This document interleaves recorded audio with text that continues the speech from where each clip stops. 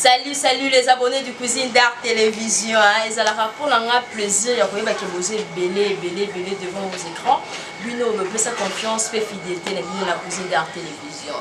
On a Bino Cynthia Dunga comme d'habitude dans le plateau de l'émission nous pour un baba homme de Dieu, artiste et comédien pour la couper c'est moi ma selon Bobby de Zalaka. Là comme d'habitude je suis pas seul au plateau, je suis avec l'évangéliste et Longa. C'est avec lui que Toko Solola qu'on a Mokula Lelo. Ok. C'est avec lui que Toko Solola Mokula Lelo. Aza ezamba la liboso toto yambaye, barre la cuisine interne ezamba la liboso mais la cuisine d'art déjà. C'est à lui que je dis déjà papa Mbote. Mbote maman Cynthia Dunga et soyez bénis pour cette année, l'année 2021. Amen, amen. Naza SMW, on a 2021, nous sommes le monde là, vous allez émission à Liboso. Maintenant la côté année 2021, comme tel Liboso est. Ok, merci, c'est une bénédiction. Hein? Merci parce que vous comprenez. Amen. Papa Eza pour l'anglais encore plaisir. Et pour Yambol, je suis première émission au Bandi, au Bandi la Cynthia. Donc, ça pour la bénédiction fait plaisir. Papa, comment bénéficier de ma prière? Je suis là pour la vie, un homme de Dieu, le plateau, la bichot. Moi, prière. Nous avons la Pambola. Éternel Dieu, tu peux merci. Yo mon père Sinatan, au père Sibiso moment, et puis au père Sibiso Mokonalelo, et au père Sibiso Ané. C'est comme c'est toi qui es le maître des temps des circonstances. Nous avons l'impossibilité à pouvoir gérer aussi cette année. Oyo pesi biso 2021 yango totie molimo na yo akamba biso na ne oyo et na mokona lelo au cours ya émission ko lo yesu cher saint esprit a aidé biso auto kolobeza la bonne gloire na yo ozo confesser comme on va te mettre en musika dans le nom de Jésus Christ nous avons prié amen amen évangéliste Dunga maman Cynthia boni mosala nkolo nkolo la ngazo melanga na kimia biso ba ouvrier tozo sala kaka ndenge kaka ya zotinda biso sinon ça va kimia makasi ça va pour le monde de ténèbres. Amen. Ça va bien. Tant on doit qui me voulait gagner. Et surtout, on a qui me a. Tant bah me soucie na minute au bazar. Nicolo zo on vient zo monter les matins bata ça nini mais nous notre Seigneur nous fait grâce. Papa de l'autre côté 2021 2020 de tout les cas.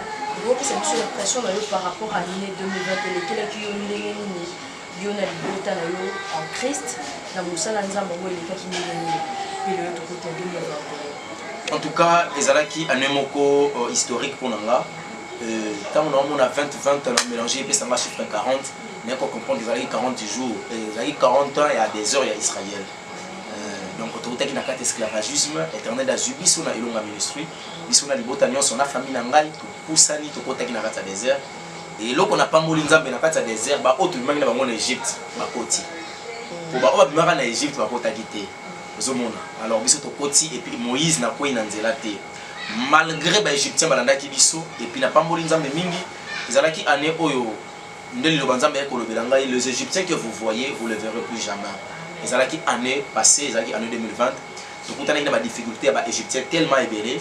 Et ça t'a lié biso na kati ya gouvernement na ye mais éternel Dieu a aidé kibiso a longola kibiso na kati ya captivité à côté sibiso lelo na terre promise au ezali année 2021 ezali azalaki année moko vraiment très compliqué parce que sur le chiffre 40 donc 20 chiffre 40 ezalaki ko définir marambo belé pour mona ke eza année oyo il a fallu 40 eza année oyo chiffre 40 ezali ko représenter topé ko la kisabiso 40 jours il y a de lige Zola qui s'habille 40 ans à Israël, Zola qui s'habille 4 jours à Lazare Nakunda, Zola qui s'habille Joseph, il y en a qui 40 jours, 40 nuits, Zola qui s'habille Moïse 40 jours, la présence en Zambie pour nous les 10 commandements.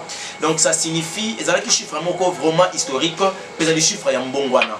Il y a des choses pour les Bongwani, pour Nabiso, nous avons vraiment béni pour l'année 2021 pour le paiement des motos à Salibison. Amen. Dieu nous a fait grâce. Papa, le lot au côté 2021, bino ba évangéliste, nzamba tali boswa batu bino nzamba révélaka, bino nzamba prépara, bino pour l'hôtel Salibota naye parce que tu vis chaque année au moins que namiko aussi. Na basala nzambe nzamba sala ka alliance na basali naye, anoto kotambola boye kozala boye. Nzamba lobini pour l'année 2021 de côté. Maintenant, nous avons dit que nous avons Cynthia Dunga na biso année 2021 eza année ya malamu année ya percé mais mopanga na nzambe pesa ya kotelema mopanga na nzambe etelemeli ba nyonso oyo bazali kobundisa d'abord libota na nzambe ebandi na mboka na biso toza na matanga monene na 2021 oyo nandimi teke tokosilisa nde soki mokonzi soki to pe moto to pe bato oyo balimi koyoka liloba tozoloba lelo bakozala sauver à une seule condition se repentir. Toza na matanga oyo nzambe asapesi message baoba ezokwea ekokwea nango nzete nyonso ekokutana se ekofina yango baniango bakozala pembeni mpe bakofindana donc liwa ekozolanda makasi na 2021 oyo pamba te makila ya bakongolais egangi makasi mato ya nzambe nde éternel Dieu a jugé utile parce que Jésus-Christ de Nazareth c'est lui qui est le roi du Congo.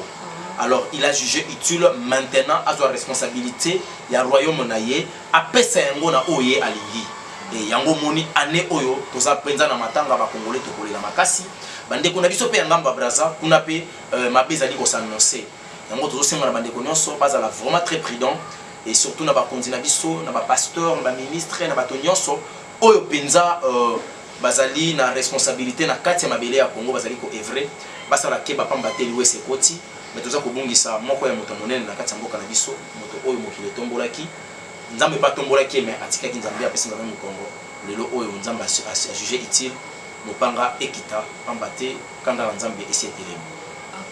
Papa toyebi que liloba nzambe soki alobi moto ko changement mazaki mais nzambe moko lobi soki apesi liloba na ye avertir moto soki moto wana reconnaître mabe azongi na sama kola nzambe kapoko ko pardonner. Est-ce que liloba ndenge bimi soki ke moto wana azui conscience que eza ye kazonga na makola nzambe azonga na nzambe est-ce que nzambe peut changer liloba ngote? C'est possible parce que ça souverain. Tout dépend et dépendra na nzambe ya lola yenda ko permettre moto azwa ngolu tote ngana ndelo ko lobate et loko atindi biso to pesa message c'est que ça na posa muta se repentir soki bandeko bazui tant ko se repentir soki moto azui tant ko se repentir soki église tondimi ko se repentir soki ba konzamboka balingi ko se repentir c'est fini, nous sommes sauvés. Mais soki moto atikali kaka na mabe na ye place akoyeka boy kotelema azui kaka tan ko ba ko détourner nzambe ndenge Ézéchiel chapitre 3 verset 20 zolobela biso na kaka na makomi eza ko bana biso si injuste se détourne de sa justice éternel Dieu mettra un piège devant lui et il mourra. Et comme il t'a au piège de Kanga Bango, pour pas kota na kufa. Mais à une telle condition, ceux qui battent qui m'appellent, bah confesser puis bah avouer, bah se détourner vers le mal. Bah lui qui m'appelle autopé sans mon Congo, ton limite on a Jésus-Christ comme Seigneur et Sauveur. Pour la liste mandenge mon sang ensemble évangéliste long maza pour le bas. Et que ça là été bande corona ba na kobi qui sama enfin que le Congo peut tous à la sauver parce que le roi du Congo ndé moto telemi et comme il oyo il faut hymne national ya Congo et beta lolenge et longo bani. Elongo bani.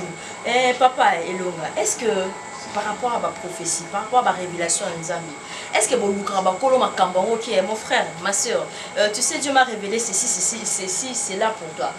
Est-ce que mon qui est tout beau là, qui n'a médian de tous les cas, la télévision.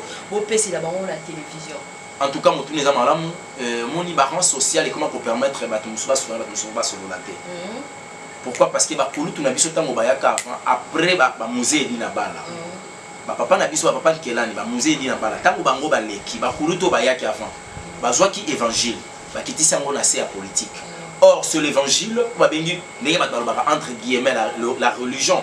La religion engendre la politique engendre l'économie, l'économie engendre la culture et puis la vie continue. Tu vois? Alors, ba yeko ça le monde en envers. À l'époque, comment on a quatre il y avait d'abord un prophèet, Nassima, un prophète, aux Alaki Siko, na roi. Donc, au roi pose la décision, il faut à toi sur le prophète à Solan Zambé, on Zambé à Koloba, n'est qu'on permettre équité.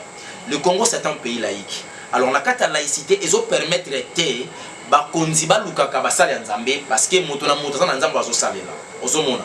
Kolukabato, supposons que les Gambo, ils ont peut-être maman Nabiso Janine Mabunda. Peut-être, c'est une supposition. Tu peux dire que la papa Nabiso ministre moko quelque part. Et ça peut-être président Nabiso Sassou Nguesso, président Nabiso Félix. Dans la occasion il y a comme on a pour à tout bandi ko beta porte. Si vous avez un message d'avertissement, la taille, bataille santé, bataille colère, bataille famille, bataille rang social, message ne peut commenter. Mais papa n'a pas tant de calendrier tout le temps dans la Bible. De mon basala nzambe bazaka na valeur makasi tonga prophète au quitter le soir pour voir trembler. Alors pourquoi les lots n'habite ndengo tolo bakeba bino moko basala nzambe ba évangéliste ba pasteur ba docteur. Tuna au Denis Lessi. Frère Denis Lessi oyebisa yo et là on est sali que le biso église tout ça na valeur libosa ba même libosa bourgmestre. alonga pasteur comme frère. Non, c'est un frère, il m'a ôté pour le se repentir. Abongo le moté parce que bazaki ba criminel, bazalaki na kata soso ba ndeko ba bomaki mboka oyo. Yango na senga ki na yazonga na ba, ala na susu mate ya malaki siti, nzamba ko sala ngolu. Soki nzamba benga na luto momoko, akozonga ko sala musala nzambe, ba ko tia maboko pe pa. Donc motuna na nazonga na. Tuna ngwe ba ya frère na biso de Nilese, tuni yango l'évangéliste Sony Kafuta o lelo azana kata ya Mwambisi, est-ce que yebi? Oui, au point éviter que l'évangéliste Sony Kafuta azalaki Jonas atika ki mission nzamba tinda ki na Nivia ki na Tarsis sikwelo ke bomi tango bakomi na kata bato abengi NR soki SR soki RC soki nini lisanga na bango to pe lingomba na bango ya ba pasteur bande ko kamba mamambo kapona ko misa ba président seni soit disant ko gérer l'église de réveil et mbonge tango ye na kati ya bato wana babengi RC baboti papa Sony Kafuta tant que qui va remplacer ce que muta 8 places on a papa de Lokamba tant que qui évangéliste et ça continue à rater balle les ningisa qui est moi moké or a été capable de rater Mwambisi donc année passée ça là qui 2020 a passé à Kotaki donc to compter année au local la première année dans Mwambisi donc 2023 ceux qui nous ambassade ngolunde à Robima et puis à Bozonga pour la penza évangéliste la mission pour la pesa qui est au kamite nzamba zo mbisa ko boka eka na kati ya nif pour asa musala mais ce retour bango ba yebisa le konini esali ki tozanga valeur liboso ba konti au bango nde bazali ko mena ba konti basala ki nini yango moni le roi du Congo a eu décision à récupérer Congo na Jésus-Christ de Nazareth et puis adminer sa nouvelle génération o ya ko banda ko collaborer na bango ba konzo to ko benga ba konzo yenza ba fandisi bango ba banda ko ya ko luka ko yeba volonté ya Nzambe à travers basali wana olandisa ma prophétie ya papa na biso paix à son âme papa Alain Moloto ndenge Nzambe apesa ki mana ya ko yebisa était même hymne national à Congo il faut balongola yango debout congolais parce que depuis tout le bas debout congolais la tikala ko la débuter bon éviter que nous sommes longtemps courbés til le Congo peut sembo maté pambaté Congo ba géraka yango na bongoto or les Congo ça dit problème spirituel les problème intellectuel ceux qui ont un niveau intellectualisme ba to mayele to na bango na mboka mais tant mususu Rwanda ngaka le kabisote tant mususu Brazzaville ngaka komate France ngaka yate uzomona mais tant que tu es réaliser que tant que tu côté ma bonde nzamba la question que Congo est fan na kata monde bengi monde pesifera monde azamba yango moni mboka na chose représenter devant ils allaient représenter par un animal qu'on appelle léopard ils allaient totem na biso or totem ils allaient nzambe donc nzambe ya Congo ils allaient nyama na bengi léopard tu peux imaginer donc on appelle ça ba mingi longoni na tope mbote na batata na biso ceux qui bakufa milimo na pe manakinya per boka na papa lutumba na mosala kitoko bazwaki ya kosala pour na hymne national ya Congo mais hymne national ya Congo ezali soleil levant oyo papa ale moto ndi mapesa ki la RD Congo et sous la RD Congo te na mikolo ezali koya ekokoma la République démocratique chrétienne du Congo parce que zolo wa pays laïque c'est un pays chrétien la République démocratique chrétienne du Congo il y a la révélation ezali makambo ko la kosala pona mboka na ye amen que Dieu vous aide évangéliste Elonga tomoni mingi bino pe évangéliste bino mbogo makambo na kati ya mboka biso évangéliste bino pa ande combien ah bon c'est belé ngolo tsana charge pasteur Sony Kafuta asa tubela kabisa wana talisa ngaba ndoki kasi ya tubelme atiki bango nzambe zo lokumu ndenge molimo na biso elati pasteur que tu comprendre non évangéliste azana merci to bandaka na 5 ministères cause à la mode voilà évangéliste azali penande moto akendaka na champ de bataille biso telema na première ligne de bataille ya kati etumba tozana kati ya front pour ça l'évangéliste azali na annoncer la bonne nouvelle pour annoncer la bonne nouvelle donc ça signifie na prêcher sur la repentance pour nga okende kolongola moto na kati ya monde masumu et kokoma na komi po moto atika vio na fakuta na liloba nzambe tango ye toucher esprit en dehors na yango tozaka doté na puissance on la pesi biso mikolo tozotinda bato na stage soki kango nzambe asali ngolu prière bokei sikongoke okomona na nzambe tita dunga na biso adoté biso na kati ya puissance wana tokokende siko kobimisa moto satana kangaki na ba lien na ba réclamation na ba alliance satanique. À travers la prière, tu peux te récupérer, esprit, te récupérer âme na corps na ye. Bachaki maladie tu tchelo ko motabiki à l'andi Jésus.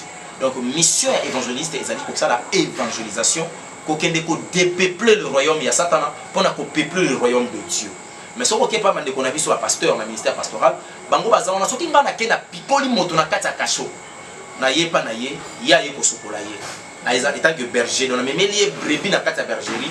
Ya baniko kenge la brebis wana abebate to pa ki mata bungate à travers malendisi na exhortation ndenge ni azola kisaye mais na kati ya bergerie to apena mutu ba ko benga docteur enseignant yesko bandiko enseignant mutu accroître na vie chrétienne sikolo kwa to ko tamboleza lokwa motuka liboso na biso ko senga minde zala ne ba bengi prophète il est là il fait la prophétie l'évangélisation prophétique aza ko évangéliser à travers la prophétie apesi moto bisa quoi moto comprendre que nzamba na bomo par rapport à makamba lobi etanga la kisi moto yesu moto aye et puis la kokende et puis le docteur ndaza ko permettre na kati na etonga et pardon l'apôtre azali ko permettre na kati na etonga yesu ko aza kotala moto oyo évangéliste akende ko zoya ki na ye moto oyo berger auti ko pena ko landela moto o enseigner likaboni nzamba che kati na ye tu peux découvrir l'état monsieur passant les cabas prophétie yes qu'on a akokembisa ye professionnel comme likabo et puis akoba ko former le la prophète et puis apesier sikoyo le to mwana apesier accès pour à œuvrer na ministère apostolat parce que ministère apostolat c'est un ministère moko o formaka batonyoso parce que tout le ministère est englobé et pas y a apostole. Donc si je comprends bien, donc apôtre Aza ou Azo Minima ministère. Ok, merci vraiment, merci évangéliste et donc éclairci Bissomo Sikawana. Merci d'abonner à Cuisine d'Art Télévision. Botique elle a toujours branché la chaîne Binola, on continue. Évangéliste, tout le monde est expliqué puisque que Moutuna part nae, tout le monde évangéliste, c'est ça Moussala nae apôtre Moutom Doudon, c'est-à-dire Azana Baler, na Moussala na Josala. Un évangéliste pour le tout le monde est évangéliste et Moussou to bengi évangéliste. Action. Un évangéliste pour le tout le monde est évangéliste et Moussou to bengi évangéliste. Azal évangéliste mais le bon on a le coup le ministère évangélique et c'est ministère moi qui passe à la grand comment bien à bishop archibishop apôtre nous tout le monde a l'image à évangéliste et moi quoi va consacrer pasteur. Est-ce que c'est normal un évangéliste va consacrer sous pasteur? Et ça normalité, et ça déjà malade ils ont la carte mboka na biso. Et là aux autres mais ça dim, pas balingi dim. Ba ebi que évangéliste a dimaka à cause du bébé ayé na. Tant on brebis nzamba ko élever dim que ça pasteur pour pasteur nous encadrer. Yango bango nyos. Est-ce que au moins même un musicien chrétien, bango tout est-ce que son musicien rabi va consacrer le évangéliste, tout prophète. Bango tout va pasteur dim. Bango nyos ba musicien ba yemela nzambe. Bango tout ba conseiller mon pasteur. Pour première ya gege pasteur, muninga na ye pasteur. Matou Samuel, comme on est un circoncis, je peux parler que des hommes de Dieu. Donc, on a pris exemple à Bandekouana, comme un pasteur Lelo, et nous avons bien un ministère pastoral Nengelina. Ce qu'on m'a dit, Azalaki, soi-disant évangéliste, à longueur d'un ministère, le tome évangélique, ministère évangélique a commis à consacrer le col à pasteur, c'est qu'Azalaki frère Bandek au sein de l'évangélisation. Donc, Bandek ou bien évangéliste, mais Azalaki des frères, au Bandek au sein de l'évangélisation. Parce que tel que je suis là, dans un ministère moko ya likolo ministère évangélique eza mukete maman nanga Cynthia Dunga yebisanga évangéliste lokola renard bonke na monde na kongo to dikali ko même musée dina bala sa ma renard bonke ba salité ndenge nzamba tambo na ba renard bonke ba exploit on nzamba utiliser bato wana aussi bato lokola kabundu alesa na mboko c'est un évangéliste papa na biso ki zamila kibila c'est un évangéliste va changer Sony Kafuta c'est un évangéliste. L'évangéliste Roger Baka, l'évangéliste Longa, l'évangéliste Hervé, tout ça est belé. Les gens pensent qu'être un évangéliste est aux moindre par rapport à un pasteur. Bomoto. On dit ça Bomoto, les autres salariés. Ce qu'on dit Moto, c'est évangéliste. C'est que consacrer qui peut être le évangéliste. Chacun peut m'affouter. Donc c'est simple frère. Mais avant qu'on ait l'évangélisation. Donc en réalité, on a bien gagné d'âme. Nous devons consacrer le corps pasteur. Et ça, impossible aux attaques des ministères. Tu es battu au d'évangéliste. Évangéliste, papa qui peut consacrer. Tout à pour image au pasteur. On a confusion. Donc, l'église de Jabba Mekakobongisa sur le plan, il y a eschatologie. Eschatologiquement, par exemple, ça va être la parce que les bottes en ensemble, ils ont un titre. Les bottes en ensemble, ils ont un cabo. On a chez ceux qui ont papa un ministère évangélique. Pour travailler le corps pasteur. Et puis on peut mater pourquoi parce que nous avons une bénédiction liée au ministère. Parce que nous avons été en train de l'évangéliste. Dans la liste de l'évangéliste, il y a Salomon, un premier pasteur. Nous avons été en train de l'évangéliste, il y a Juité. Dans la liste de pasteur, nous avons évité qu'il y a comme un pasteur. Nous avons bien le roi pasteur. Tant qu'on a la liste de pasteur, il y a aux alateurs. Donc, il y a des difficultés. Merci évangéliste Longa pour l'éclaircissement de Zoko Banabiso. Papa, ngai mundi na kati ya ministère na yo. Est-ce que c'est possible Nzamba révéler quelque chose pour l'évangéliste? Mais Dieu Nzamba est souverain à révéler quelque chose. Est-ce que Nzamba a un monopole de révélation? Tu as un monopole de vision? nzambe aza na lolenga alobelaka biso nzambe akolobelanga à travers moto liboma bongo yo mwana oyo kutu ozokola na maboko na ngai nga naza koencadre d'une manière spirituelle on n'est pas peut-être na déborder nde balobaka appel spirituel kotata molimo ya yesu kristo nga mo nazali encadreur na yo spirituel naza koencadre yo soki nzambe alobeli nga na nzela na yo c'est que nzambe juge utile bonga na baki nga yo kolote yo kozela nga message te kasi parce que to bomi comme on est évangéliste ba homme de Dieu de l'eau tellement que bino bozo kamba biso mission eza évangéliste ah kasi po bino de panza na TV po bino la TV internet eza ne bino bozo panza nyonso mais tozo mona moi les contrats makambo pas na bino moko ba évangéliste exemple lokola na mi dans tout le monde il y a des cas entre évangéliste Roger Baka et pasteur Nash.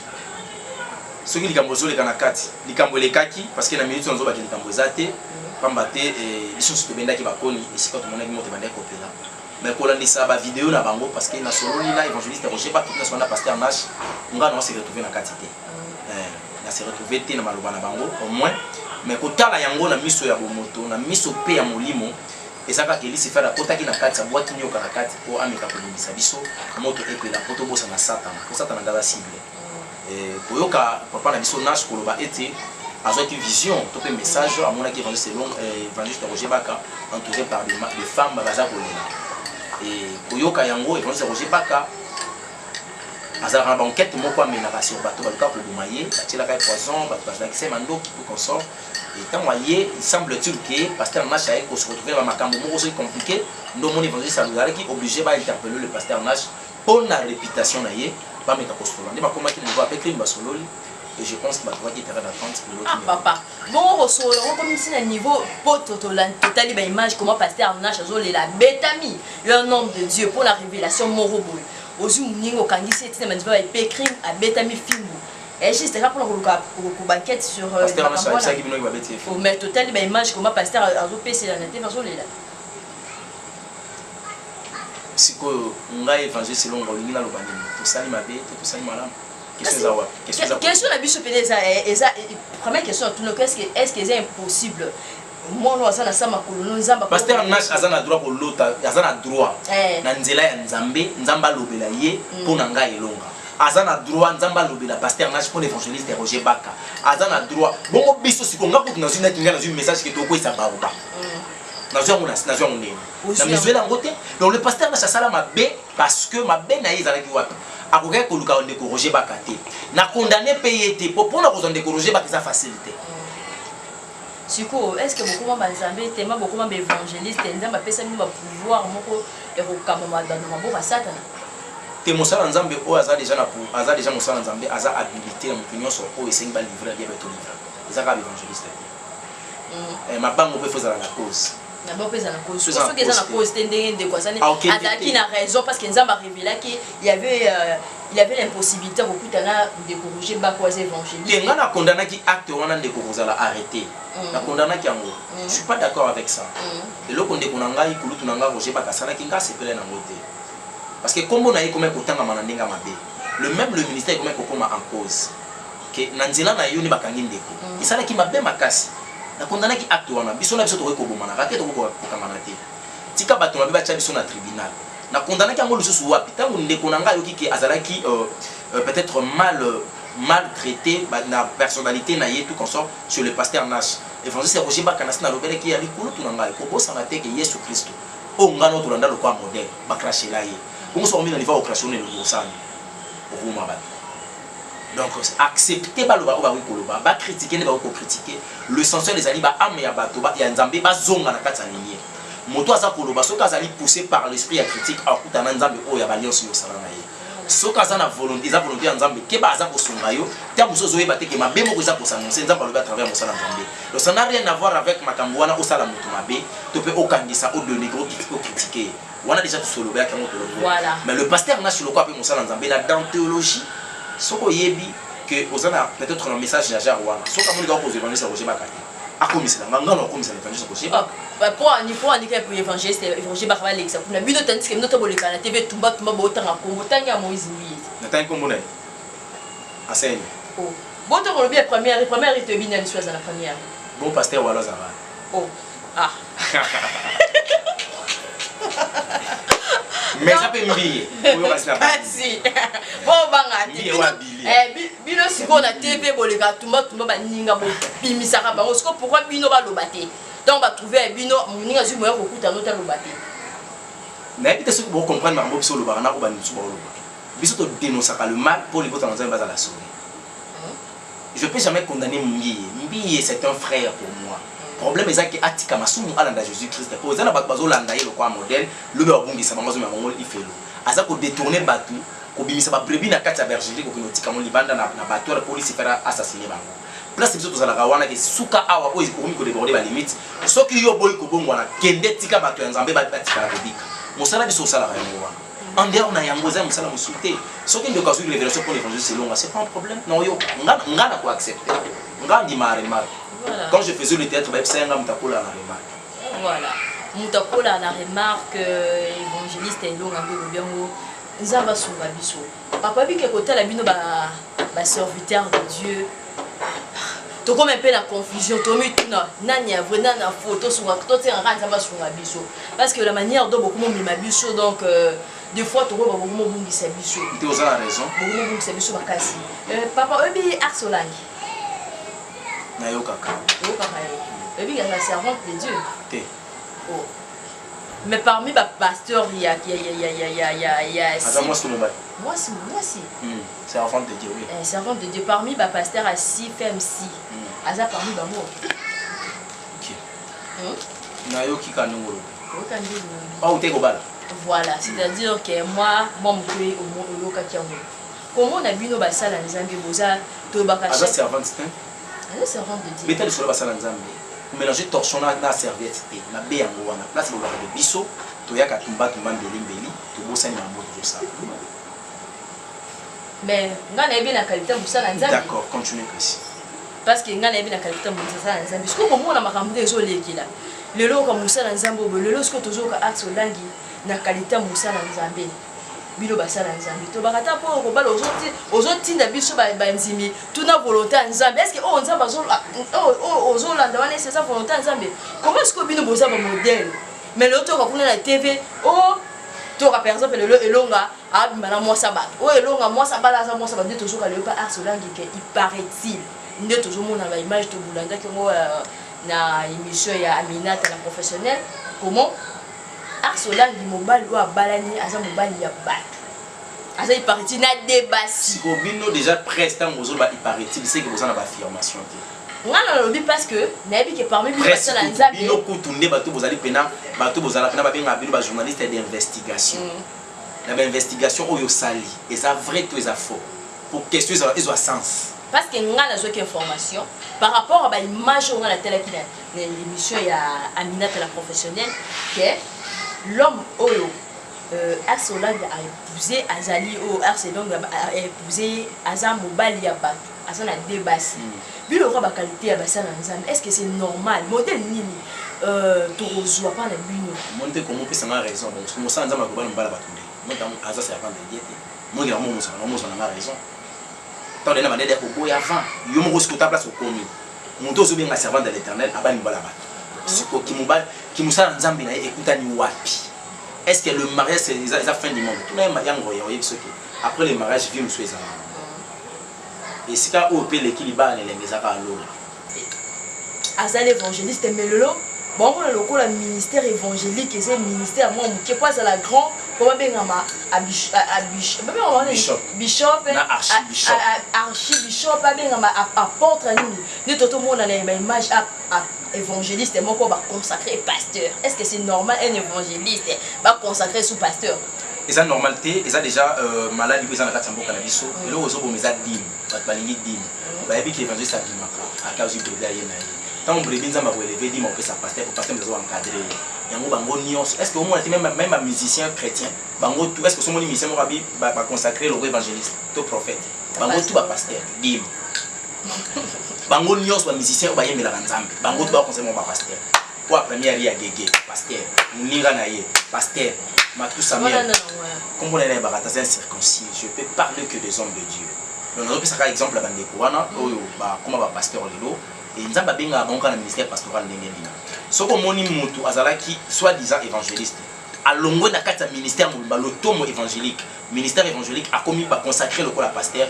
c'est que ça qui frère bandé pour ça l'évangélisation donc mais bandé ko bengi évangéliste mais abana ndi azana des frères o banda ko ça l'évangélisation parce que tel que je suis là dans un ministère moko ya likolo ministère évangélique eza mukete maman nanga Cynthia Dunga yimsa évangéliste le la renard bonke na monde na kongo tout dikali ko même musée dina bala ça ma renard bonke ba salité ndenge nzamba tambo na ba renard bonke ba exploit on nzamba utiliser bato wana aussi bato lokola kabundu walesa na mboko c'est un évangéliste papa n'importe qui s'est mis la kibila c'est un évangéliste va changer Sony Kafuta c'est un évangéliste l'évangéliste Roger Baka l'évangéliste Longa l'évangéliste Hervé tout ça est belé les gens pensent que être un évangéliste est aux moindre par rapport à pasteur Bomoto on dit ça Bomoto les osalama so comme on dit mutu ba benga ki évangéliste c'est que ba consacrer qui paye été le évangéliste ba chaka ma futa té donc ça qui simple frère mais abandé ko kende ko ça la évangélisation OK donc en réalité nga ko na benga ba gagner d'âme le monde a consacré le pasteur c'est impossible aux atayo des ministères. Tu es qui est évangéliste. Évangéliste, papa qui peut consacrer. Tout à pour image au pasteur. On a confusion donc église de Jaba mais ça sur le plan il y a eschatologie eschatologiquement par là ça va tellement parce que les bottes dans Zambia pour ça titre on a dit. Les bottes dans Zambia les cabo on Zambia chez ceux qui Zambia benga papa on a ministère évangélique à pour travailler le pasteur. Et puis on peut mater pourquoi parce que nous avons une bénédiction liée au ministère. Parce que nous avons été en route dans un peu d'évangéliste. Dans la liste d'évangélistes, il y a Salomon. À premier pasteur. Nous avons été pour à pas mal d'évangélistes, il y a Juité. Dans la liste de pasteur, nous avons évité qu'il y a comme un pasteur. Nous avons bien le roi pasteur.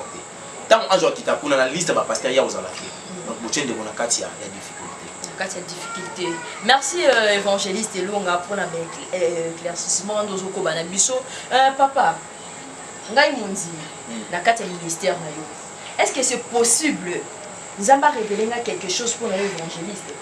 Mais Dieu Nzamba est souverain, pas révéler tendeli. Est-ce que Nzamba a un monopole de révélation? Tu as un monopole de vision.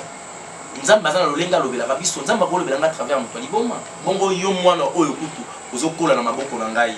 Ngana za ko encadrer d'une manière spirituelle. On n'est pas peut-être dans déborder des balobaka appel spirituel. Pour tata molimo ya Yesu Christ. Ngamo za ko encadrer na yo spirituel. Naza ko encadrer yo soki nzamba lobeli ngana nzela na yo c'est que nzamba j'ai itu bunga na baki nga yo ko lote yo ko zo na message te kasi parce que to bomi comme le nom évangéliste ba homme de Dieu de l'eau tellement que bino bozo kamba biso mission za évangéliste ah kasi po bino de panza na TV po bino na TV internet c'est ça de bino bozo panza nyoso mais to zo mona moi les contrats makamo pas na bino moko ba évangéliste exemple dans tout le monde, il y a des cas entre évangéliste Roger Baka et pasteur Nash. Ce qui est le cas parce que la minute on zoba qui zate pambate ils sont sur benda qui va koni et si quand on a une moto banda kopela mais ko landi ça ba vidéo na bango parce que na solo ni na évangéliste Roger Baka na sona pasteur Nash nga on s'est retrouvé na katité na s'est retrouvé té na maloba na bango au moins mais ko tala yango na miso ya bomoto na miso pe ya molimo. Et ça quand il s'est fait la kota qui na kati sa boîte nyoka na kati pour ameka ko bimisa biso moto epela poto bosa na satan ko satan na dala cible et koyoka papa na biso Nash koloba ete azwa ki vision to pe message amona ki évangéliste long évangéliste Roger Baka entouré par des femmes baza kolela et koyoka yango évangéliste Roger Baka azara banquette moko amena ba sur bateau ba ko bumaye atila ka poisson ba ki mando qui peut consort. Et tant il semble-t-il que pasteur Nash a se retrouvé dans ma cambo aussi compliqué. Nous mon évangéliste Saludare qui obligé d'interpeller le pasteur Nash pour la réputation naïe pas mettre apostole. On dit comment qu'il nous voit avec lui basolo et je pense qu'il va trouver qu'il est d'attente pour l'autre. Papa. Bon ressort comme si un niveau total image comment pasteur Nash a la bétami un homme de Dieu pour la révélation morobo. Ozu ningo kangisi et na mandiba et crime à bétami film. Et juste là pour le banquette sur pasteur Nash ça qui va bêter. Faut mettre total image comment pasteur a PC dans la tête façon là. Si ko ngai évangéliste selon ngolingi na lobani to sali mabe to sali malamu. Question la biso pédé ça et ça première question tout le est-ce que c'est impossible moi on ça na sama kolono nzamba pasteur Nash azana droit ko lota azana droit na nzela ya nzambe nzamba lobela ye pona nga elonga azana droit nzamba lobela pasteur Nash pour l'évangéliste Roger Baka azana droit bongo biso siko nga ko tunazina kinga na un message que toko isa baruba nazwa ngona nazwa ngonene na mizuela ngote donc le pasteur Nash asala mabe parce que mabe na yezala ki wapi akoka ko luka ndeko Roger Baka te na condamner payer te pour na ko ndeko Roger Baka ça facilité. Siko, est-ce que beaucoup de tellement beaucoup d'évangélistes, nzamba pesa mi ba pouvoir moko et ko kamama dans mambo ba satana. Te mosala nzambe o aza déjà na pour aza déjà mosala nzambe aza habilité na opinion sur o esengi ba livrer bien beto livrer. Eza ka évangéliste. Mabango pe faisala la cause.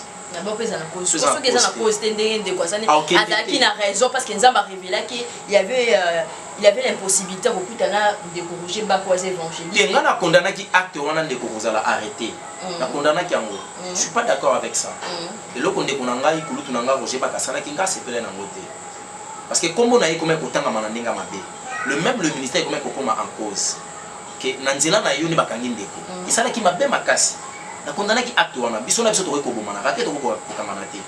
Tika bato na biba cha biso na tribunal.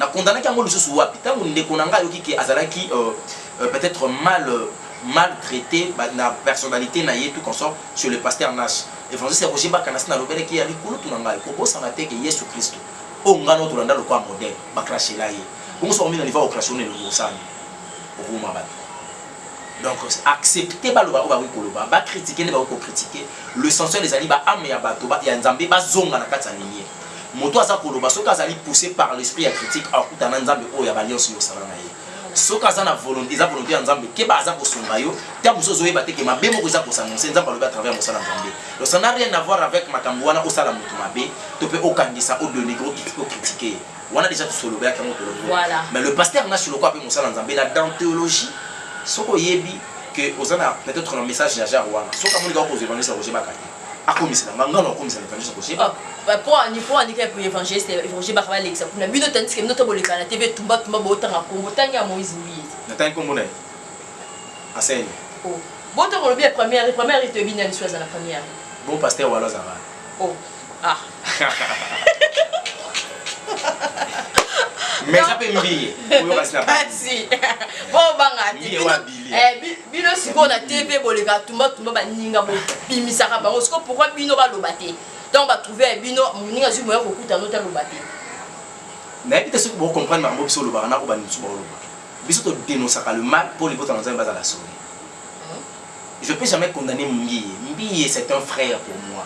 Problème est que atika masumu alanda Jésus-Christ pour ça na bazo landa ye le quoi modèle le ba bungisa bango zo mangolo ifelo aza ko détourner batu ko bimisa ba brebis na kati ya bergerie ko kinotika mon libanda na bato la police fera assassiner bango place biso tozala ka wana ke suka awa ko ko ko déborder ba limite soki yo boy ko bongo na kende tika bato ya nzambe ba tika ko bika mosala biso sala ka yo wana en dehors na yangoza mosala musulté soki ndeko azu révélation pour l'évangile c'est long c'est pas un problème non yo ngana ko accepter ngandi ma remarque. Voilà. Quand je faisais le théâtre, c'est un mutakola à la remarque.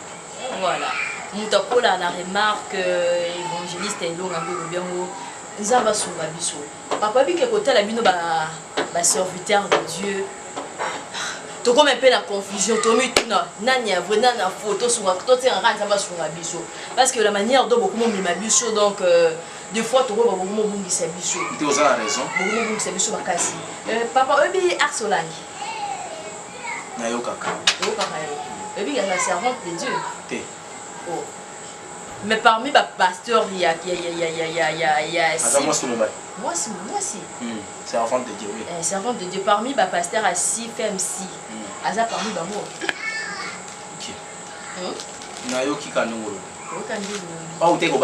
Voilà, c'est-à-dire que moi, comment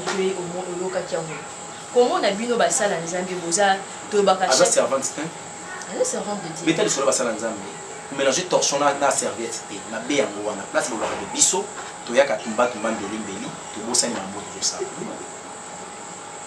Mais ngana ebi na qualité musala en Zambie. D'accord, continue Chris. Parce que ngana ebi na qualité musala en Zambie. Parce que comment na makambo ezo lekila. Lelo ka musala en Zambie, lelo ce que tozo ka axe langi na qualité musala en Zambie.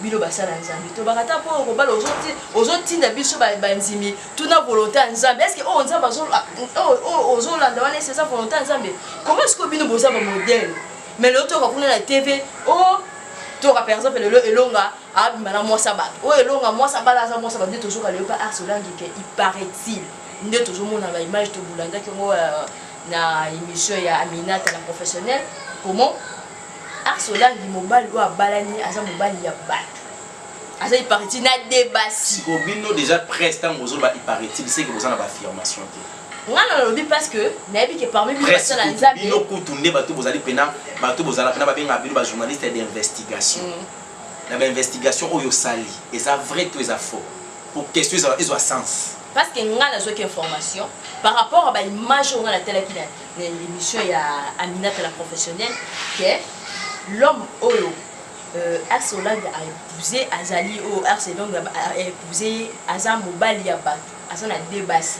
bilo ba qualité ya basala nzambe est-ce que c'est normal modèle nini tozwa pas na bino monte comme peut ça raison donc comme ça nzambe ko ba mbala bato moi dans aza c'est avant de diète moi ngi mo na raison tant de na bandede ko boya avant yo mo ko ta place ko komi monto zo benga servant de l'Éternel abani mbala bato siko ki musala nzambe na ekutani wapi est-ce que le mariage c'est la fin du monde tout même yango ya oyebi soki après le mariage vie muso eza et si ka o pele ki libala ne lengeza ka lola bala c'est que mutana ko mo mane distrait soit azoyi baté na mokila ko sani ozomona résultat ya makambo ya ndeko ozoloba ya mwasi wana na koloba boye chaque arbre est ko reconnaître yango ka na fruit donc ma parents na yeba ki sibiso ki bazala ki ba serviteur te parce qu'elle est conservée nzambe te mwasi na mobali yango ba boti mbuma ya ko détruire ba foyer ya bato eza fruit ya arbre ya destruction méchante et puis maintenant ça comme impureté dans le mariage d'autrui c'est une personne maudite parce que Bible zolo bana biso que le lit conjugal doit être épargné d'esprit maman nangai si comme moi c'est que ko mobali ya bato homme marié déjà c'est que homme wana cet homme là c'est un impédique un écobiste il sait que kokobola neka yeko soit troisième femme c'est que quatrième arrosa yaya papa ça va libala na babala et puis le mariage c'est quelque chose de aventure c'est le mariage sacré c'est pour le chrétien si ko o les années mariage mo chrétien té nzamba ya libala wana c'est que moto aza moto ça dans nzambe té longwana na liste ba servant de l'Éternel puis na mboka na soto na ba tozana prendre ba servante mais azana bango maintenant ba bimité ba o mingo yoka ba kombo wana ce qu'on fond Ephésiens chapitre 5 à partir du 9e verset pour regretter ne prenez pas aux œuvres industrieuses de ténèbres mais plutôt condamnez-les ce qui qu'on a pas l'acception makambo o ba to ba sala en cachette dans Ephésiens ouais ça Ephésiens combien 5 à partir du 9e verset tina 10e quand la bisoka na kizi ayebisi biso makambo to ba sala na molili na kuku mama okolela na mayiso okoka passe bato zo benga servante tamusu bazaba ba koloso de Monto zo benga servant de l'Éternel ko bala tant musu basi ba kobola déjà na mobali na avant le mariage et servante amoza ko non ils ont mariage lié au païen c'est le paganisme des sali parce que si réellement c'était un mariage lié au christianisme la femme devait poser la question à l'Éternel Dieu qui est mon mari et nzambo ke kolongola mobali wana sika sali oyaye ceux qui mobali oyazaye il devait déjà à divorcer. Or, Bible besoin interdit au bisonné, n'a pas besoin de divorcer, n'a pas droit à la tête, mais comment est-ce qu'on a mis la marine à Rokufa. Ce qu'on a profité na se marier. Ce qu'on a mis à divorcer les lots. Il y a profité na droit à la tête. N'engue va papa ne soit balaki, hein, ou il y a victoire à balaki, n'a soit bandel pas balaki. Moi ça profité à balimba moi. Mais il n'y a pas de Bible, pas pasteur. Tant on se connaît basa na tout le monde a pu divorcer, on a évité boyeba ko sala choix te ton ndengeni. To obotuna volonté. Pasteur balanda ndembi litungulu. Balugaka moi ça ali bel détail et des figures. Balugaka ezalélité. Déjà na kati ya nature na biso ba partout. Pour obala moi il faut bala ezaleli. Parce que la beauté et la taille, ni sur le ko komisa mo valeur, et ko pesa mo sens. Vous te à ça que le mabe comment boende ni mbongwe. Azaka na tete comment boende mbongwe, tu vois. Mais ce que ça que moto obali déjà ezaleli c'est qu'on s'est retrouvé. Parce que biso na kati ya lotomo, il faut pas la moto o nzamba lobi ya yo. Yende panzina yo. Yaya chaussure ateza kitoko makasi soki ezo kokayote suka suko kolongo okobwaka yango moni biso to luka pe makolo na biso mais soki nkolo dit que mission ya mariage na bino esuki awa esuki ozomona divorce epa ya bato wana eza bilei na bango ya kolia ndenge ba divorce babana basi mususu quand na kati ba protocole na ba chante na intercession na betonga na bango basu ba makanga omona ki temba ko cha lubrifiant ocha lubrifiant et bon tata mukolo ocha lubrifiant toyebi kozala na motuka osoyeba ba lubrifiant okoja ocha bonzo kolia ki pilipili tout obaka boye oganye opeli moto masumu eleki papa peut-être que kotala yango ndenge otia lubrifiant papa azalaki tapo ya koma obi koya koma eloya bamongo amikanga singa midiembikaki avant epi komidiembika asombi encore excusez-moi le terme akangi sachi nauta mopagano nauta mopagano donc je faisais toutes ces choses là donc otala esaleli paster azosala makambo obevi azwaki tapo ya koma amidiembikaki donc azwata mona costume nzoka na imperméable na nzoto mbula te eloko te vala te imperméable sachi ozoluka nini mpona suka nango okoma na niveau wana et quand tu es devenu ridiculisé lobi otelemi soki kosa bato osimbi micro bandi koya kobondela bato mpe bazoya te tokomi na époque ya noé likolo ese bebi boya totonga bato tokota tokende babokoya kotonga boya ata kokota tokende bazoboya bakozala surpris 2021 2021 bakozala surpris mais papa tomoni pasteur Roland Dalo alobelaki asanlangi révélation ebimaki ke azolata chaussée moko ezokokama korete babiloko moko abongo parce que tolandaki na émission ya Aminata omai parce que ye moto alobelaki yango révélation ebimaki pa pasteur Dalo que androlata nzambe alakisi la dame azolata chaussée ezokoka ete mais mwasi wana atenir kutu compte mampa ya maloba nzambe mais ake kaka jusqu'au mariage lelo tomona baservant de Dieu mosusu tolini lokopesa bango parce que o bazala na nzela babaka bapesaka tolina moto no na kiete mais o akei déjà oyo na kati ya te bon ya sa kwe ya sa pela capacité kobima a divorcer lo relation na bisa na divorcer tanga boye koyoka ntoma to pe pour papa so za apôtre aboye koyoka Thomas Dalo amibungisi et quelqu'un vivre les conséquences intérêt ni Thomas Dalo azalaki na yango ya koyebisa ke kabwana mobali oyo to pe moto ningo bala za ya yote to Thomas oganye ni ezalaki apona kosunga mwana eloko esali Thomas sikoye ko comprendre que bato mosusu apesa atoli te ipesa pesa ko kopesa toli na moto oyo mato eza bouché na masumu eza passe mais asalaki yango kolandisa ma Ecclésiaste chapitre 3 verset 17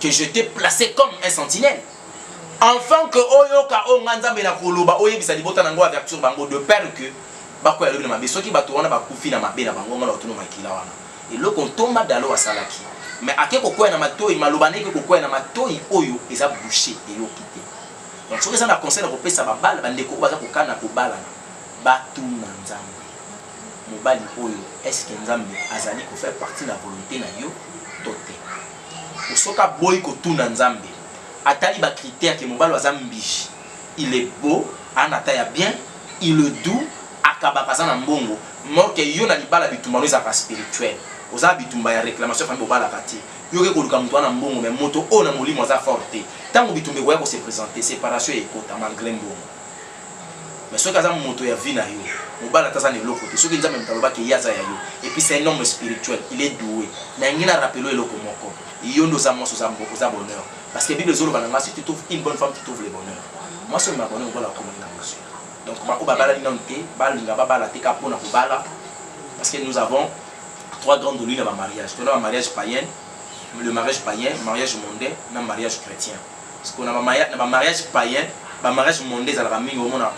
Ah ya ah j'ai qui baba la pas quelque chose na baleka bon ça. Et les bana mo banda to taper ko. Au pays on a justement mutu na profiter. Donc on va bana na profiter. Est-ce que ma bala bon ils en la vie? À venir résater pour nzambazate. Or chaque mariage a une mission nango. Tuna seconde on a mission et mariage na bango zango. Au la mission sans mariage, ça pardon, un mariage sans mission, sans vision. Vous comprenez? Autant que le pop baba la kakaka. On sait jamais les babas.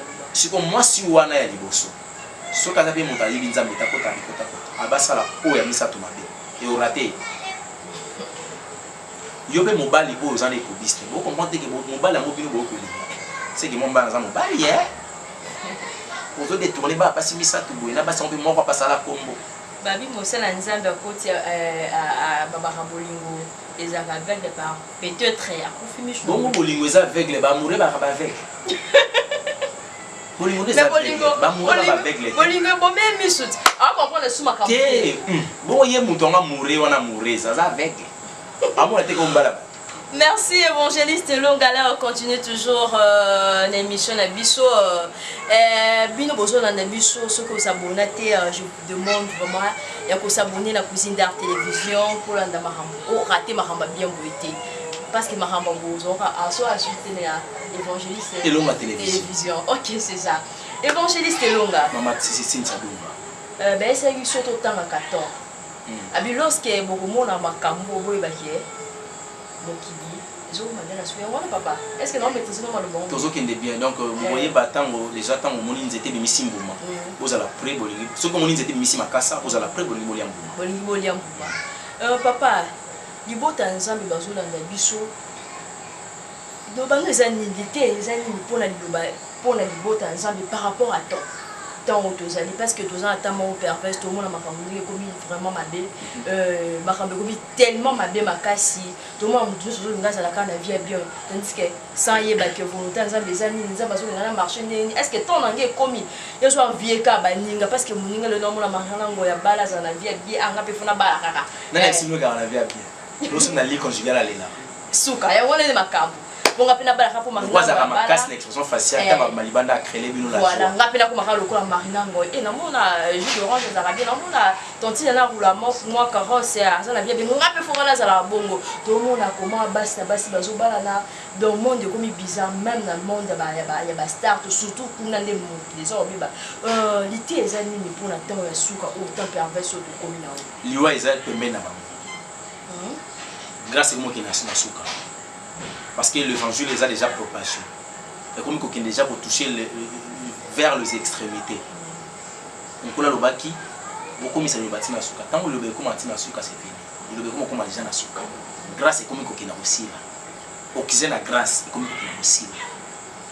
Donc ndé ba tambola wana ange de la mort. Oyo ezali éternel Dieu yé mon rapesi permission. Bande ko bazo vivre na kata sodomie. Bande ko bazo vivre na homosexualité. Na kata lesbianisme, conséquence de là-bas. D'abord la mort. Donc ceux qui ont un message on peut ça bango, le ko bani ko banga nzambe te ba banga ta liwa. Pour nzambe bani ko banga te ba mo la kete. Ko me ko banga ta liwa. Pamba te tango liwe ko surprendre la vie no boye bate. Christ a le roya lo ko amuyibi. Ça signifie to kozala averti te na roya na ye. Mais na kisa ki biso ke mbule nyenoka. So bo monika mapate se yindi, bo s'attendre ke kalaté, mvule zo kweya. Et kozonga likolo te soki kokisi makambo nango na mabelete likolo c'est indi et attends bible nous sommes beaucoup mona apostasie dans l'église au sein de l'église allez-y comprendre que apostasie ça signifie l'abomination dans l'abomination écoute na kati église eza ko lakisa mbala moko ndenge ni Lucifer azo komisa mokina suka et puis Christ azozonga pona ko récupérer ba saint na ye lo na kati ya makambo zolo bananga ba homosexuel wana ba lesbianisme tout consort. Les autres animatines dans quatre églises, il y a le pasteur homosexuel. Ah bon? Pasteur Mazara Maman, amène ça. C'est vrai ça. Pasteur. Ah. Mazara limité. Donc moi ça limité. Nazo ibate commune wana, biso bota mi to kona limité, nazo comprendre dango te li se faire ya ko fanda wana. Bon tellement que commune mo machine à foufou za raté. Au moins machine à foufou. Au moins mo te biso to prendre une machine à foufou na ngokolo. Nazo occasion au moins ndangwa. Moi na pétrole na eba été. Sira kanga 16h dimanche ya kate. Ozomona. Parce que science occulte défendre la limité. Oba kana ko kwana ndoki kuna mamoleza la ate. Ba kombaza tozanga ndeki ze limité na kati mama. Limité za bongo. Parce que tellement que science est comment qui développer ba église yé yokuta terrain à science. Nango ba s'imposer.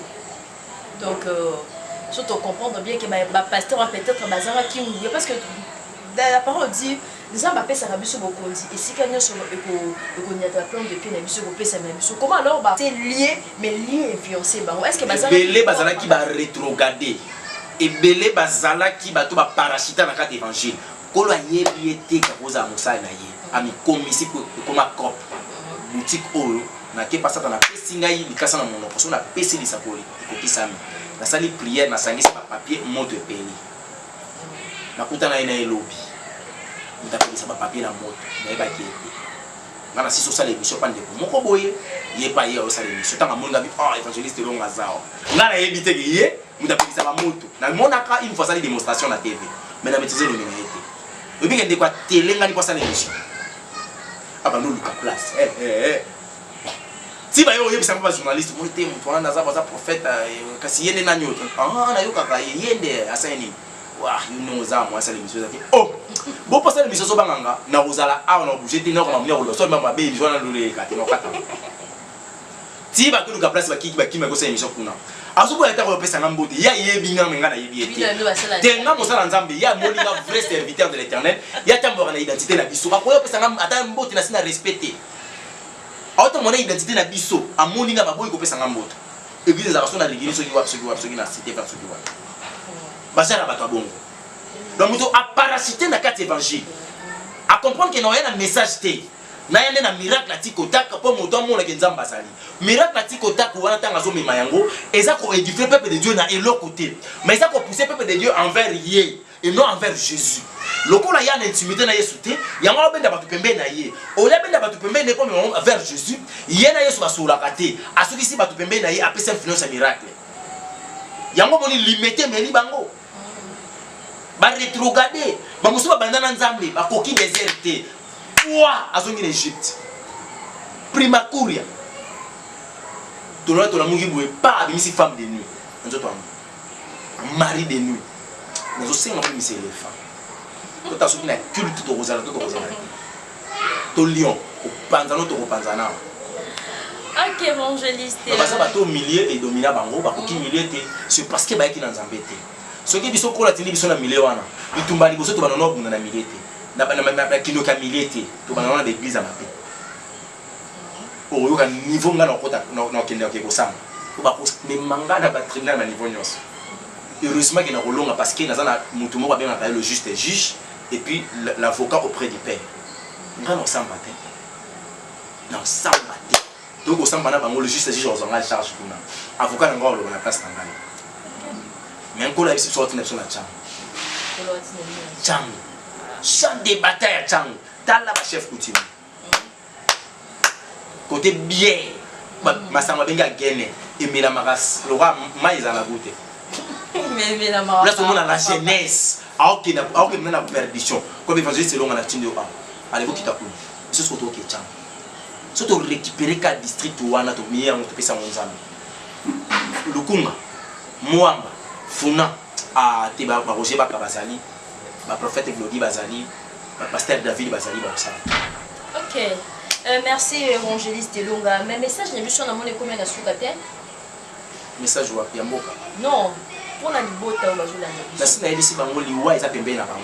Année 2021, aussi ça Bango. Quand ça babi a zoka plaisir na bateau, ma somme bakou faté, message ni ne koko kosu. Bongisa français sur Lingalo. Hein? Mais ça va plaisir dès que mon temps qu'on fait na kati ya masumu. Kasi yango lazo bisa bango ke bolongwa na masumu po liwo ezo zela bino ba boy kozela bango ba ondima te ke yeso koya. Mais liwo ba yebi ke ya ba mona déjà baninga na bango ba kufa ba famille na bango ba kufa ba mona. Mais ça c'est ça que ba bima na vie wana ya masumu parce que comme temps on nzamba zo boma, nzambe mutawo boma, laissez faire. Nzambe da zo boma.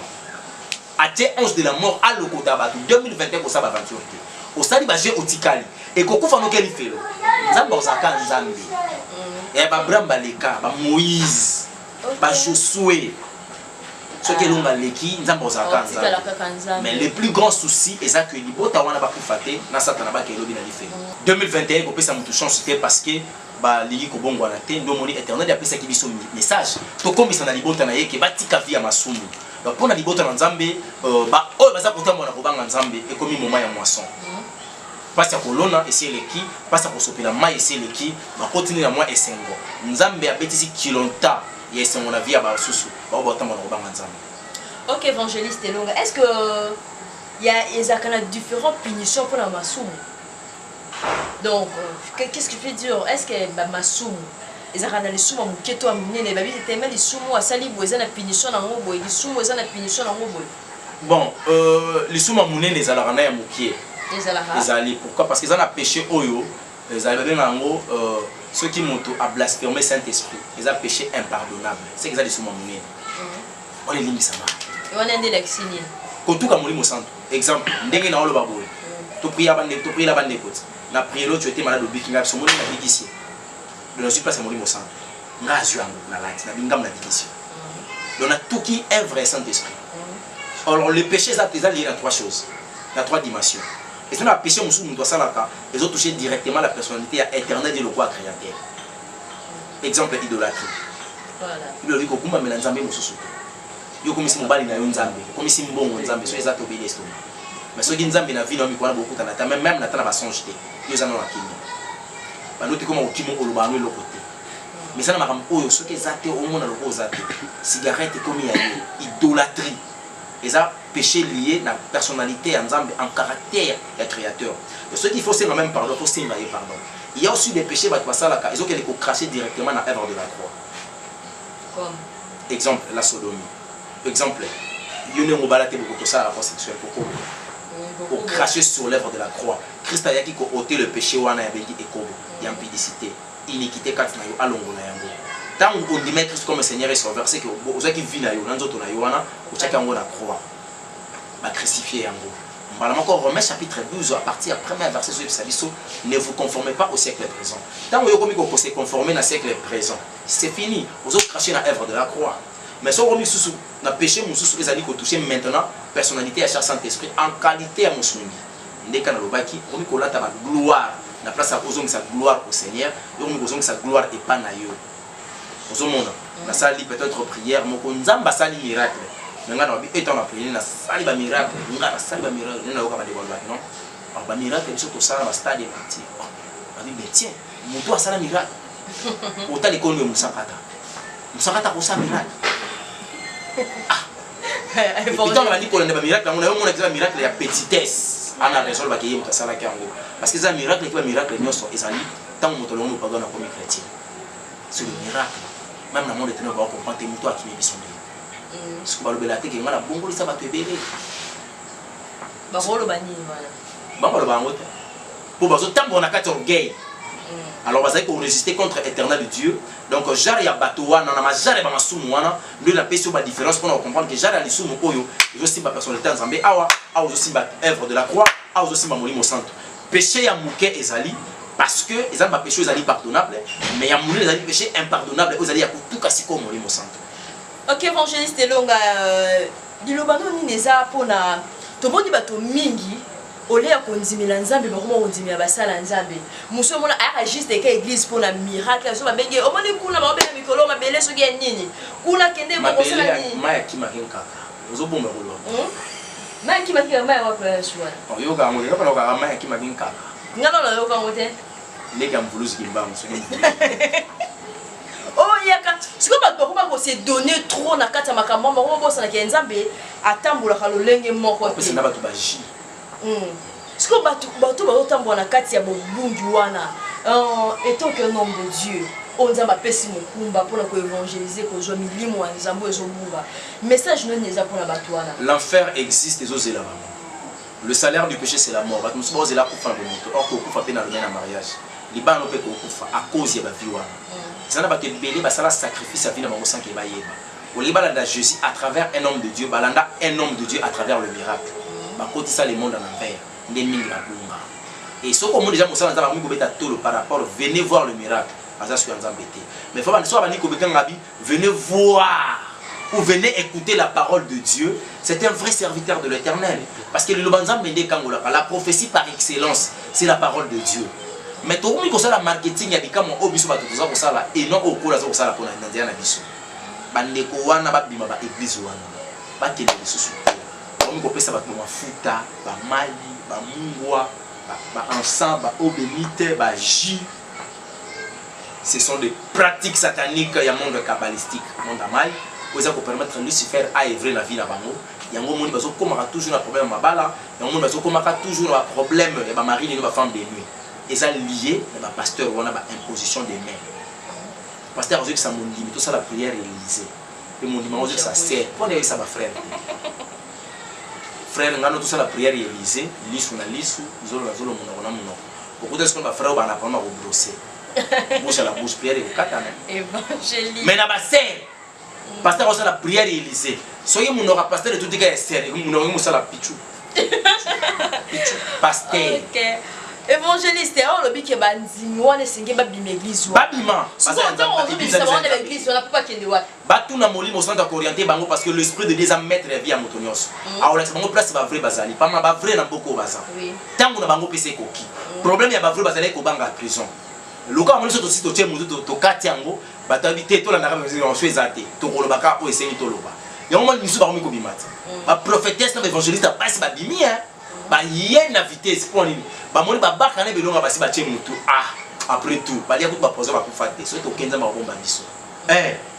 Ya na quoi na bien l'église ça pour les kango mais aucun soit transport église OK les culte modérateur bandi amen pasteur no à côté culte bandi pasteur no ayete on imaginer pasteur azoya na 10h tango ya bandi so batelemi donc nzamba ye parce que entre pasteur na nzamba na yaki avant heure ya culte za 9h juste pasteur azokota 10h nzamba sa yaki botelema yete. Tant pasteur a yéboté, il qui va y avoir un double honneur. Non, on a qu'à confusion. Je dis directement dans l'église, le pasteur bongo la motema. Pasteur fait comme à l'église 8h30, qu'il était à 9h. À combien 8h30? À on a culte dans 9h, na respect que nzamba ça y. Yozo boya ko bato sans nzamba on tout ça yo. Bo na one église. Ba pasteur Bino 2021 bo aussi là. Bo aussi nzamba on ko Bino. Yango moni kanda esa to se kiti hein ko la pesi biso fimbu alobi na kata église na ye ba bengi elonga ministry to la kisa ba vraie valeur ya nzambe ngayo mutu na oloba na yo na elonga ministry kinta 9h 8h dans une église 10h ce qui to bandi parole église bakani nzamba oloba bino tout libanda so eza ngeso sa so ngeso so ki muteke wana aye réunion muteke aye réunion. Ce qui a banni au Kangasal, Mouteke. À combien de forte raison, le roi des rois, éternel Dieu, Jésus-Christ de Nazareth, le roi du Congo. Parce qu'il faut que le Congo, Jésus-Christ de Nazareth, le roi du Congo. Tant que le royaume n'a lié et s'est manifesté. La gloire n'a pas été manifestée. Bino Bozo a retard, au monde a serré la lettre et foulard au tien à Moutou. Ma ceux qui a battu le déco, défi au tien à Moutou. Au balcon, on a su que tu as au défa. Ceux qui a battu le déco, aux autres, on a su qu'il y a un déco, on a raté l'église. Pasteur Azor Bakabi, ceux qui a battu le déco, je vois l'église, j'aime voir l'église comme ça. Les gars, quand on a fait ton ensemble, ma pécanise a polé les boules. C'est de l'impolitesse. Est-ce que vous ne pouvez pas milice au cocota? Au cocota, et pas il y a personne de la République au cocota. Au cocota, mon temps cocota là, tu pantalon à côté, à Kosabou, à Kobamba bassin. Parce que dans l'autre serre, à Sobambé bassin, ça passe bien. À Badi Baroko Baba, Roko Baba, à Omane Babassi Babambaye. Ce sont des païens. Comme on a fait l'église à Jarouana. Église de Dieu, foulard de tête, plante, mèche et cocotaté. Ma péka, comment on a été cinglé cocotaté. Pantalon, cola, tout ce qui est lié. Nabaja Nabana Nibali et cocotaté. Moi, s'il faut arrêter d'une manière décente. Toi, on a pour ça maquillage, t'es pour nous amener mon abisso. Tu es qu'on soupe à mi thème, abisso. Toi, on a pour ça la scène de Bilamba. Tu dois accéder mon thème. Tu passes sur la mon thème. Qu'on la salle l'abisso. Il y a un mot des importants. Tu as l'église ou bien l'église. Et puis, pour nous abaisser, les lateli, tu as les talents chaussés. Organisé féro. Ma collègue a empêché à mon Jésus-Christ. A comment on a dit? Tala manza katia le quoi sirène. A ko simba le boka mokelité. On a utilisé ma solo. Ngam autant on a na machine à yebine une rouge à lèvres na combat Jacqueline. Et ça écoute ça démon qu'on appelle l'élite. Tant que bochaka ba rouge à lèvres, bobenga milieu mabe. Ni bal balanda ka la majorité. Yo na yo elo la c'est maqué qui to mbele ba olanda nga. Te ba olanda te. Milimo mabe ça ka c'est mbele olanda yo parce que ozo ko attirer bango na ba biloko na bango ya se ya mai. Et ça on bozo yebate. Une femme ne peut pas séduire. Mais la femme, aujourd'hui dans l'église, c'est les femmes qui séduisent. Bazoua la séduction dans l'église. Pasteur Azor Bakabi, il faut que ma frère. So pasteur Bazoua ko séduire ma frère dans l'église. Ma frère va tuer Kobo. Nenga frère la femme du wana bonzo kazan imperméable. C'est pas y éviter. Frère Milaka power. So tous les frères Gunoni power. Et ça n'a qu'un débat top. Ba Gino na ba Fanta. Oh gros muté comme power. Frère, na attention nini, boisson de power. Oui. Ma frère ni power. Il y a l'église. Au beau ça. Bah.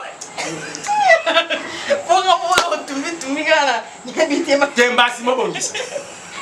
Bon on était à moi, il faut pas dans Jérusalem. OK. Merci évangéliste Longala, tous vers la fin de notre émission. Bois frère power. Désolé de la main. Ah, la mon là-bas.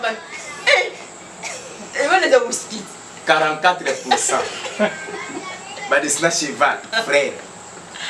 Ozo nimo comme Nyamato moto. Tala ba posa nzoto ski mimba frère. Posa masou. Démon ye kobo et la jeunesse. Va passer par jamais voir l'église comme ça. Bobengambo église. Non non non. Là où 2 ou 3 sont ensemble à mon nom, sont réunis à mon nom, je suis au milieu d'eux. Voilà l'église de Dieu. Bah toi ta mon nom va ensemble. Yango soko zuli kanisa ko ya un jour attaque filmer na ilonga ministre. Mama so na kitambala to kota. Boy ba pot sote. O tika lo benga boto zo ngate mo mso ko e pasteur na papa ilonga na yaki na prière ba boya na pota na tu no la tende. Chez nous c'est comme ça. Discipline o boy tikala. Soto tikala ngana frère Gilles, na mwasi na ngana Indira, na frère Christian, na Queen pour ça prière essentiel l'eau. Et l'essentiel l'eau. Pour ceux qui n'ont pas le lolo binza pour ça. Merci évangéliste, on a commis presque na souka émission na biso. Déjà. Oui là. Mais yango ya lobaki faut tout pour ça moi minute. Boko senga. Mais tout les sili ah, peut-être mais tout les sili. Mais tout les sili te mettozo kende simangonga. Voilà, to commis presque na souka émission na biso parole na o ezani évangéliste longa pour la libota nzambe na souka émission. To bongwana. To yamba Yesu Christ comme Seigneur et Sauveur na vie na biso. To yamba été parce que tous on a posa le lobiko ya bomoto. Ça signifie dans un problème de santé na landaka Yesu pona bika po ba médecin na komi na souka. Et balanda Yesu te pour komi na souka. Balanda Yesu pona salut. C'est ça. Et bele balanda Yesu lo pona libala soka pona ndaka libala tikene Jésus. Alors bande ko azobomwa na lolenge wana bo benga bo sala ba benga la repentance charnelle. Souka mo bogeli film malgré libala. Bogeli film. Évangéliste toujours quand na zoyi mo muketo ka salut on a lobi Congo. Na bonzambe zani. Ezali tango moto à reconnaître que liboso na ye ezana mokeli. Na vie na ye ezana un roi ou azali le roi des rois. Na zuka ka exemple ya 2 voleurs sur la croix. Mon atali Jésus a dit que Joyo malgré ngazali na nga koyiba yiba mais cet homme azali mto ba miracle trop. Amena mo ça Jésus a dit si réellement c'est aux mwana nzambe avec ba doute. Libikisa obikisa te biso. Ta la place ya otande ya lukila lobiko. O douter na mutu ango. Après ce senga ya mibikisa après bikisa yo o ba teke bikisa nonga muninga zele pembe na tali ya biso yo banga mokonzi te muibi wana mususa mona place ni sofana kene kibokonzi.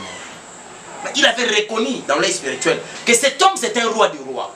Après yo banga mokonzi te le seul maître azanga ki mona musala maître sukola ba yekoli mako yo banga mokonzi te azu etumbu moko na biso et na sukelo on epsa Jésus.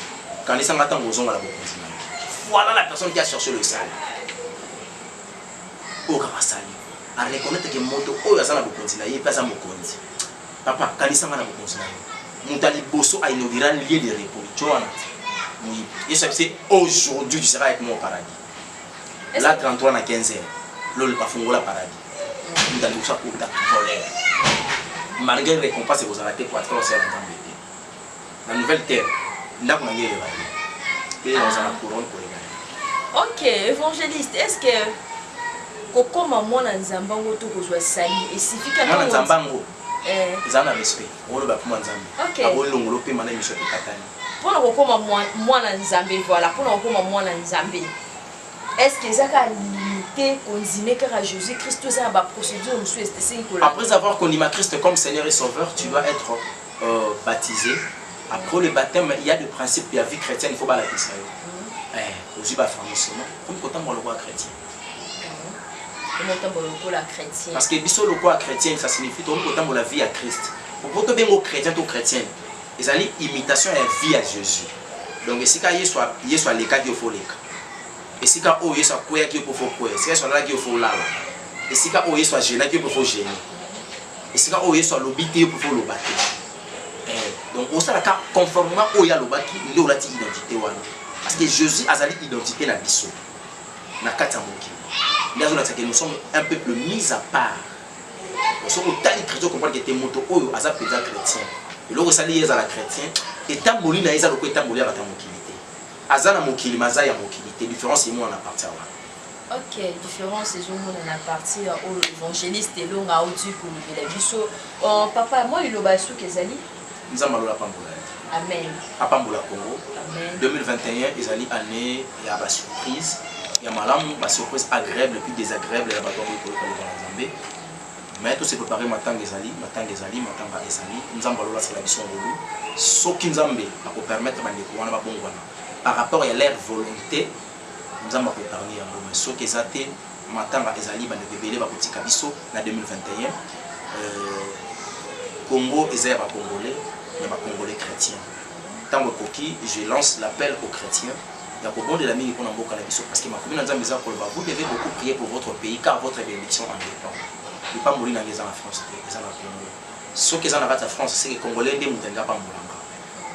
Muto ba kunda mutolo na mboka na ngai. Muto za na même nationalité za na makila na Congolais. Donc il pas mourir dans les en pas Congolais za peka awa. C'est vrai que qu'on s'appelle pas mourir bande comme sous mais la vraie bénédiction ya biso eza na belé na biso. Nzamba comme na posa à laver na belé ya Congo. Aza ko souko na ba niveau nyonso que ce soit na politique na église na ba domaine tout ya mabele ya mboka oyo nzamba za ko changer azomisa une nouvelle génération afin que Congo aille sur plus pour ezwa esika oyo to benga na laïcité to faire instaurer et installer Jésus-Christ étant roi du Congo